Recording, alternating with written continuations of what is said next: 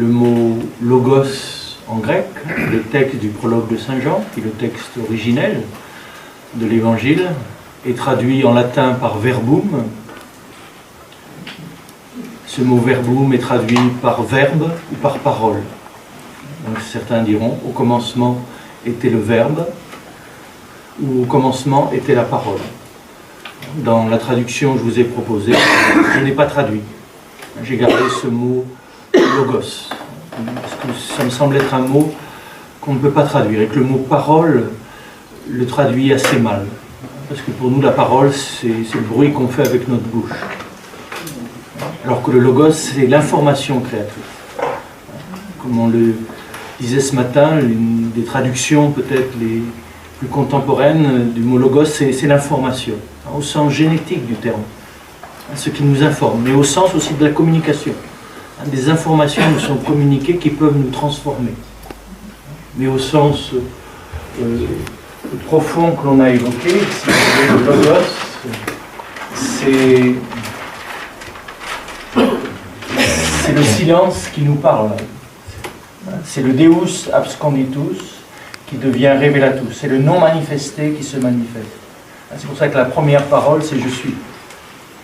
Et de ce « je suis la lumière, je suis la vie, je suis la vérité, je suis l'amour. Mais le premier logos, la première manifestation, c'est l'être. L'être qui nous fait être. Donc du silence naît le logos, naît la présence de l'être qui nous informe. Qui nous informe dans ce plan subtil, intermédiaire, le monde du révélatus, avec le monde des archétypes, et puis ce monde de l'incarnation. Le logos se fait chair.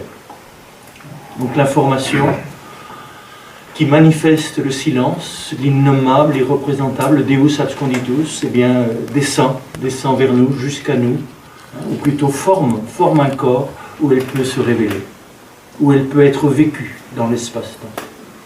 Le Verbe se fait chair. Mais vous avez raison de rappeler qu'on peut traduire par verbe ou par parole de Dieu. Il s'agit bien de la même réalité, mais de traductions différentes. Quelqu'un me faisait aussi remarquer, à propos de la faim et de la soif, que je n'avais pas cité le texte de la Samaritaine. Et là, vous avez raison. Eh bien, on aura toujours soif. C'est-à-dire, notre désir est comblé à un moment, mais je dirais, il va se renouveler et se creuser encore.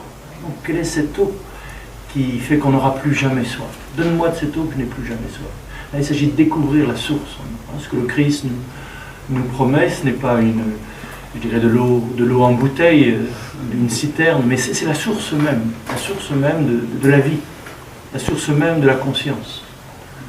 Et là, je faisais la réflexion, je ne sais pas ce que vous en pensez, mais celui qui est bien nourri spirituellement, nourri de ce silence, nourri de cette présence qui se médiatise à travers l'Eucharistie, donc nourri de silence, nourri de cette présence, eh bien celui-là a moins de faim intellectuelle ou affective.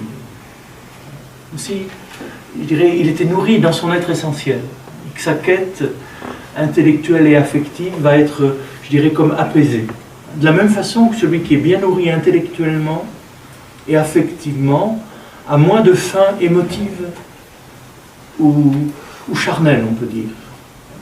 C'est assez curieux, quand on est bien nourri, je dirais, au niveau de notre intelligence et de notre affectivité profonde, on a moins de faim, moins de désir, je dirais, qui cherche à être comblé ici ou là.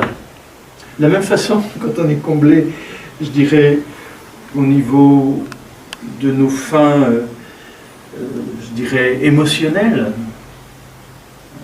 on a moins de faim pulsionnelle ou matérielle. C'est quelque chose d'assez étonnant, comme si ce problème de la faim et de la soif, il s'agissait de chercher à la résoudre peut-être par en haut. Se nourrir, c'est pour ça que Jésus dit, cherchez d'abord le royaume de Dieu. Tout le reste vous sera donné par ce propre. Cherchez d'abord la nourriture essentielle, ce qui nourrit votre être éternel. Ce qui nourrit votre être essentiel. Et le reste, c'est donné par ce propre. Les nourritures intellectuelles, affectives, pulsionnelles, émotionnelles et matérielles.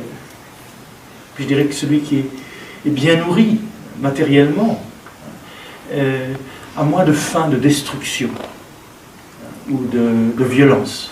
Ça, je le vois avec, quand on vit avec des gens qui ont cette faim matérielle et qu'on leur donne à manger, effectivement, c'est des choses qui sont prêts à tout casser.